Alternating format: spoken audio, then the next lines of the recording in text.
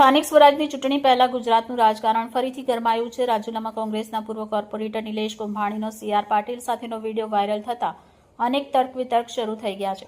આ પરિસ્થિતિમાં નિલેશ કુંભાણીનો એક વિડીયો વાયરલ થઈ રહ્યો છે, જેમાં નિલેશ કુંભાણીએ કહ્યું છે કે મેં વર્ષ 2017નો બદલો કોંગ્રેસ સાથે લીધો છે। કોંગ્રેસે તે વખતે પૈસા લીધા હતા અને ટિકિટ આપીને પછી કોંગ્રેસે કાપી નાખી હતી, જેનો બદલો મેં લોકસભામાં લઈ લીધો છે। કોંગ્રેસમાંથી લોકસભાની ચૂંટણી પહેલા જ નિલેશ કુંભાણીનું ફોર્મ રદ થયું હતું, જે બાદ તે ગાયબ થઈ ગયા હતા, જેનો સીધો ફાયદો ભાજપને થયો હતો અને ભાજપના ઉમેદવાર પરિણામ આવે તે પહેલા જ જીતી ગયા હતા, જે બાદ હવે ભાજપના CR પાટીલ અને કુંભાણીની મુલાકાત બાદ અનેક ઘટસ્ફોટ થયા છે।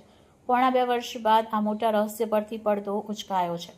આ અંગે નિલેશ કુંભાણીએ જણાવ્યું કે ભાજપમાં જોડાવાની હજી કોઈ વિચારણા કરી નથી, પરંતુ આગામી સમયમાં કાર્યકર્તાઓ વડીલોની સલાહ લઈને વિચારીશું।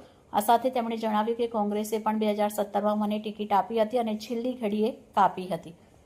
ગુજરાતમાં વર્ષ 2024માં લોકસભાની ચૂંટણીનું પરિણામ 4 જૂને જાહેર થાય પહેલા જ સુરત લોકસભા બેઠક બિનહરીફ જાહેર થઈ હતી, જેમાં કોંગ્રેસે જાહેર કરેલા ઉમેદવાર નિલેશ કુંભાણીનું ફોર્મ રદ થઈ જવું એ સૌથી મોટું કારણ હતું।